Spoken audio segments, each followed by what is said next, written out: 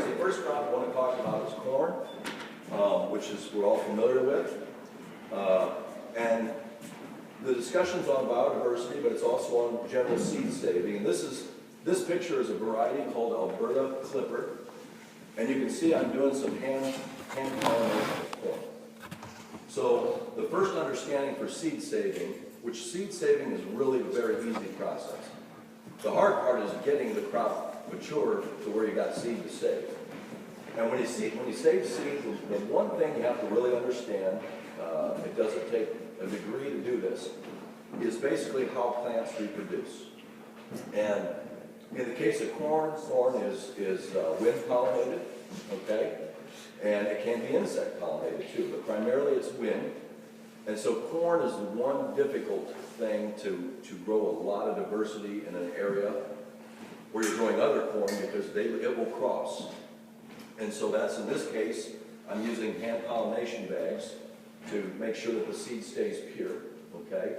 And this is going to be this is a real issue for our area because it's very hard to go a mile in any direction and not come across conventional corn.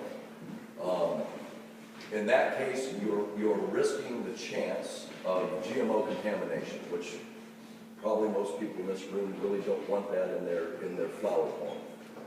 So that's what I'm doing here. The next slide.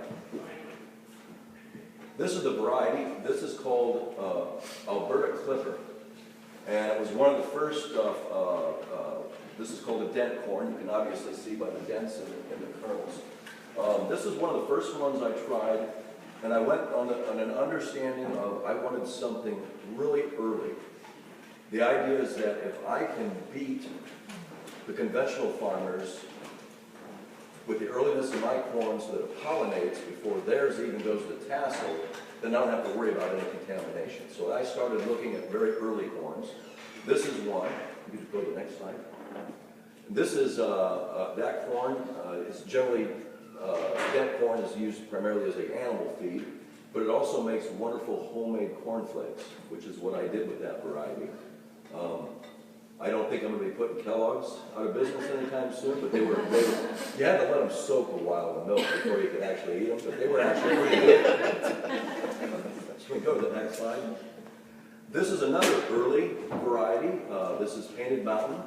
This was developed by a gentleman named Dave Christensen out in Montana, and he worked for, I want to say 30 years, crossing 70 different lines of Native American corns.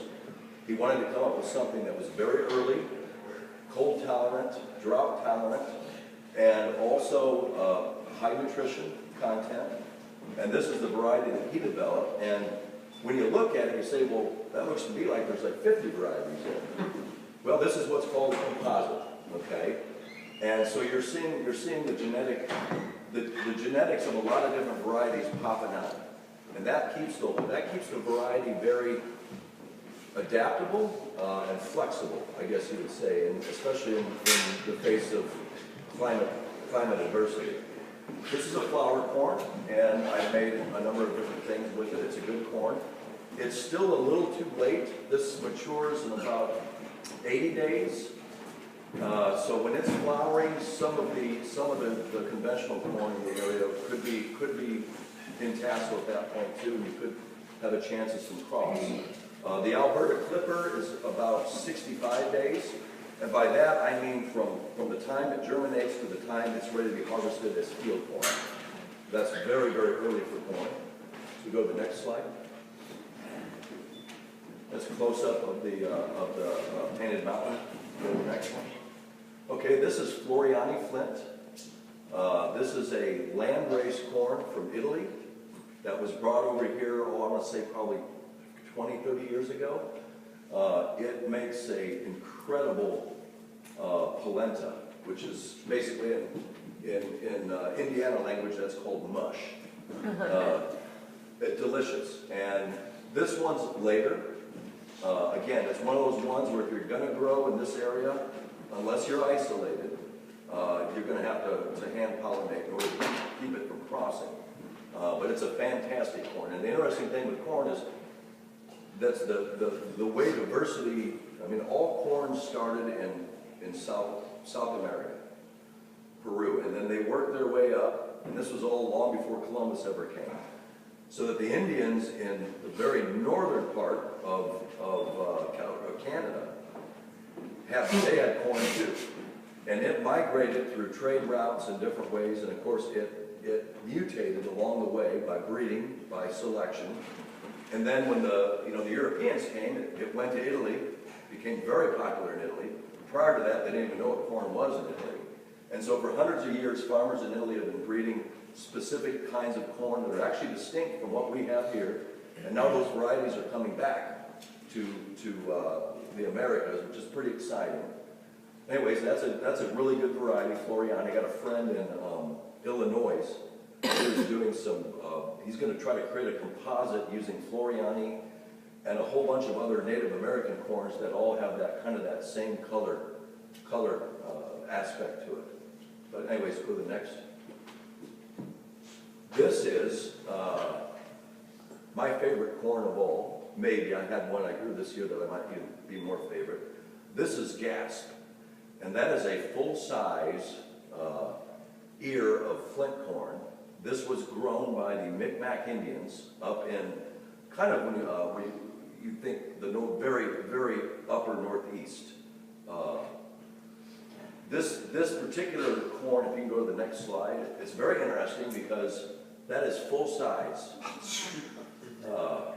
And as you can see me, I'm not very tall. So this stuff is about 2.5 feet tall at maturity. You can see down here it's tasseling. The reason they adapted it was because of the weather conditions up in that part of the country. Very short season, very cold, lots of winds. This stuff has to be very sturdy. It's not tall, so the wind's not going to knock it over and you're not going to have lodging. Fields of this were seen in the early 1500s, maybe late, maybe it was even late, I wrote down late. 1534, an explorer named Jacques Cartier, I believe the name is, saw fields of this stuff growing up there. So this is a very old variety. I'm not going to win any awards at Purdue for my field corn. Maybe the Joke of the Year award. I am still incredibly amazed at this stuff. 2 reasons. One, it's the earliest thing I've ever grown as corn. And I have it from a guy who's an expert on corn. That Gasp is the absolute earliest corn there is. And it can mature as early as 50 days. Some say 40 days. As a field corn, ready to be, I mean, we're not talking in the sweet stage. We're talking ready to be harvested and dried down and stored away for the winter. If you go to the next slide. It makes, again, the flavor is incredible. I mean, it just knocked my socks off. I made a more of a creamy type polenta. And I've got a couple, those 2 ears, I think are the ones I've got up there, so you can see them. And if you can get one 5 inches long, you're going to win an award with that guy. Because most of them are nubs, they're like that. And anyways, it's a great corn, and I love it is because I like to grow it as a standalone, but I also figure there's great breeding potential here for larger corns that have that earliness, okay, and that ability to withstand cool weather. This stuff will germinate in very cold ground, cold, wet ground. You don't have to put if you get corn from the local seed guys around here, your sweet corn, whatever, it's always pink. Now, you're not supposed to lick your fingers after you touch that stuff. That's fungicide, and that's so that the corn can be put in the ground and it can germinate before it rots. So we go to the next slide. How about frost tolerance? I can't answer that. I don't know. It may. That's something to be found out with a lot of these varieties. This is another variety. This is one I grew this year. This is Darwin John. And it is another flint corn. This is from the Northeast. It was grown by it comes from the Iroquois Indians. The seed was sent to me by a guy named Albie Barton. And this is the fun part of seed is I grow Gasp. I get a call from some guy up in Maine who says, hey, I see you got Gasp. Can you send me some seed? I've got Darwin John. I'll send you. So yeah, sure. I'll throw in some seed. I get this back. I get to grow it out. Most of this stuff is not commercially available. You're not going to even find it. You might find it in the USDA seed bank, but some of these varieties are still pretty rare and just starting to be reintroduced. So I get this seed back. Then I get a call from another guy who actually helped to bring this variety back, who says, oh, hey, and by the way, I helped create that. Brian Connolly's his name. He's in Vermont. And he said, oh, and I've got some of the original gas. Can I send you some of that you can add to your breeding stock? And I'm like, yeah, send it on. So stuff I love the way seed moves nowadays, especially in the age of computers. Go to the next slide. That's Darwin John right there. And he's Iroquois and he's Seneca, and I don't understand what all that means. Maybe somebody here really understands Native Americans, but in this picture, I don't know what his age is when this was taken, but he is 90, he'd be in his mid-90s now.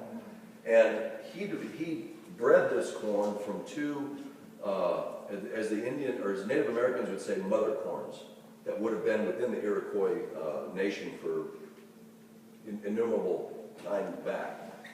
And he bred this as it's a ceremonial corn, and a special corn soup that they have when they have their ceremonies. Go to the next picture. He might be horrified to know that I turned it into cornbread. I hope they don't come and find out that I've broken some kind of tribal thing. But anyways, it made fantastic cornbread.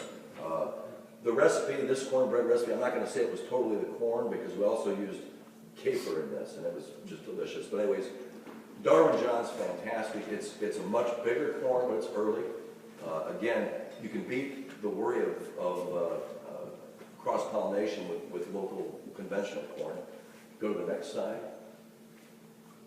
And this is another one. This is Muskegee Flint. And not this last fall, but fall of 2015, I went up to an event up in Hopkins, Michigan, put on by the GJAC Foundation, which is the Gun Lake Band of the Potawatomis. And they have up there in Gun Lake, they've got a really big casino, but they also invested some money into this property that's just gorgeous for tribal, they have the powwows there and different things. So they put on a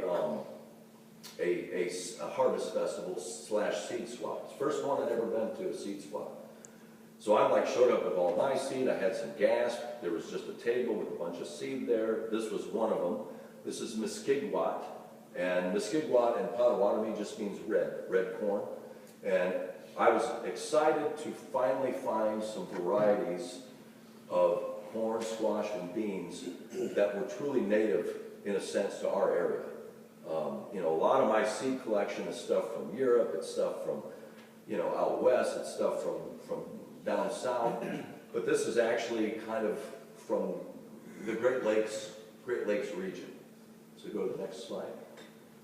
And it's a great corn because within it are the genetics of its mother corns or parent corns. My understanding is this right here is the actual mother corn, which they would call Carol Barker Flint.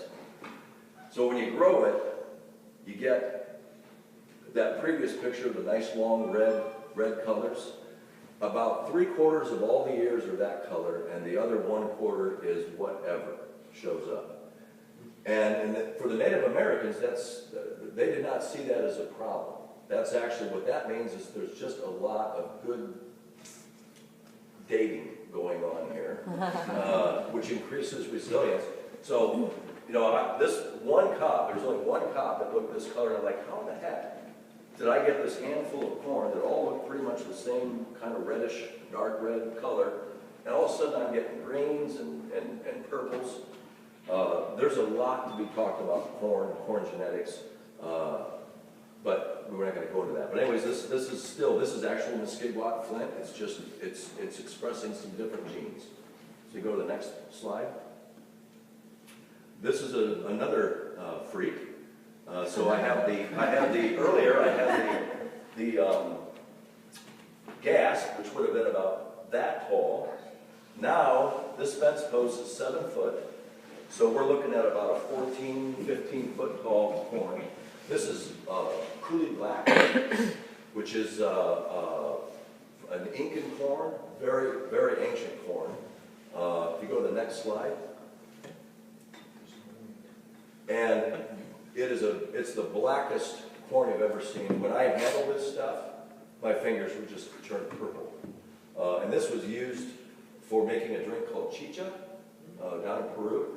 And just to touch on it briefly, there's a lot of corns now from Peru and from Mexico and from South America being brought north. The very first time you grow one of these corns up in Indiana, it's not happy. And this is the best cobs that I got. Strange mutations happen when you take something out of its general geographic area that it's been grown in, and you take it up to someplace else.